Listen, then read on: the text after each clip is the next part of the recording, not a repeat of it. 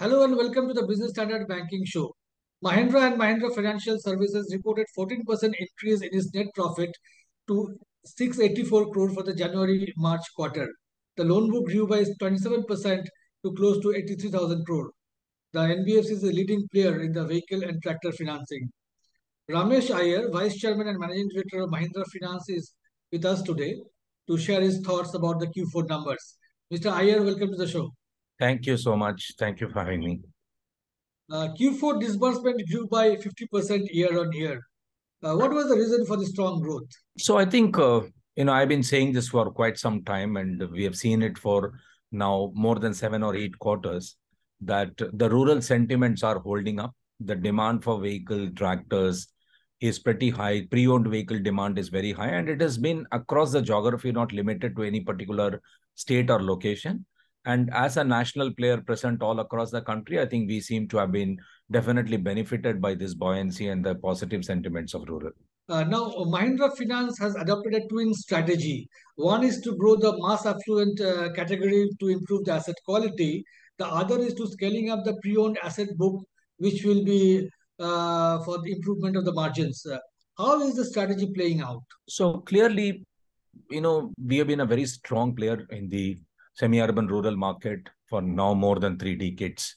And that geography we understand well. We understand the challenges of the geography. We understand the needs of the consumer. And therefore, all our branches are located in a manner which can service the customers extremely well. Our products are designed to serve their requirement. And our people capabilities and system capabilities are also developed to be able to handle that need. And we understand that little volatility that rural brings in.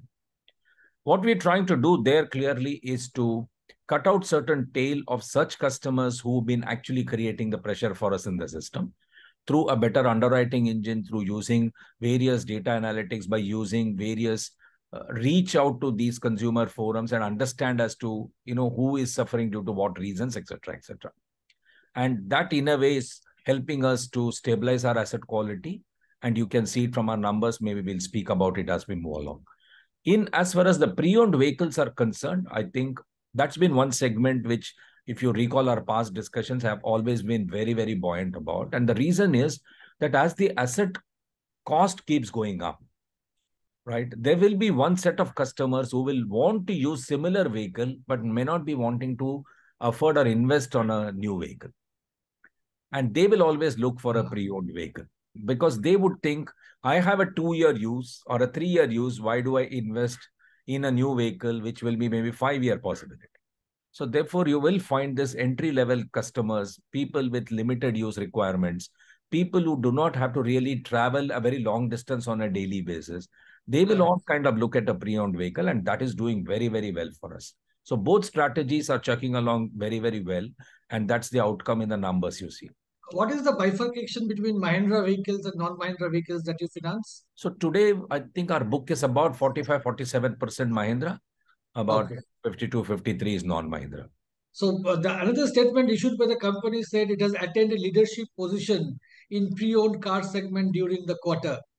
Can you throw some more light on this? How this strategy worked out? So again, the advantage of present across the country works, advantage of a very large customer base works, and an advantage of having worked with multi-product user works. So there are 3 or 4 types of pre-owned vehicle sale that happens. One is customer to customer happens. Second is many of your existing customer who finished the loan wants to sell their vehicle, want us to finance it for someone else who wants to buy it. Then there are all these aggregators like Mahindra First Choice Wheels and all of them with whom we work, and therefore we get a lot of volumes that come to us from them. Then you have exchange programs being run at dealerships, and therefore dealer becomes a source of pre-owned vehicle sale. So putting all of this together and put it across the country, I think that's how the strategy has worked. And we actually did something upward of 20,000 vehicles this month in single month of March. And, and that's a kind of size and buoyancy that we are talking of. So it seems the rising interest rates are yet to dent the demand so far. But going ahead, do you expect some slowdown to happen, or you think the momentum will go on at least in the current financial year? So what I have seen is interest cost definitely does affect asset acquisition if the market conditions are weak. If there is a need and use for the vehicle is high, look at, let's say, even if you look at a 200 basis point increase on an asset loan of, let's say, 7 lakhs, right? We are talking of 14,000 rupees on a loan period of 3 to 5 years. Is that really a decision point? Because if somebody is putting in 2.5 lakh margin money, he does not really look at 14,000 or 20,000 to be an impacting figure. Right. But when the demand by itself is weak because of the economic condition, then all this matters. But today there is so much buoyancy there. Every vehicle that's being bought is put to use immediately. I think it gets absorbed in the total use of the vehicle. Mahindra Finance was able to partially offset the increase in cost of borrowing by increasing the yield on the current disbursement, which also helped the protect the net interest margins. So going ahead, since there are the cost of borrowings may go up further, what is your guidance on the margins? So one is, fortunately for us, we have a good ALM match, and therefore, when we borrow fresh, it is not for the entire liability getting corrected. So even though 200 plus basis point went up, our internal impact was only 60, 70 basis point because only a part of our borrowing had to be repriced. Right? They were not maturing, and therefore only part of the borrowing had to be repriced. So when you borrow fresh, it comes at a new rate. So my average cost of fund moved up only by about 50, 60 basis point, which we were able to protect. Also, it's important that we got upgraded to AAA during this period, and therefore we got some benefit of 20 basis point in certain borrowings of us. The third is a lot of our assets qualify for PSL, priority sector, and that also gives us some benefit of rate. So when you really put all this together, we are at an advantageous position at the marketplace. And let's say going forward, there is an increase of 25 basis point. I think through these various steps, I think we are more than protected. We don't have to necessarily increase.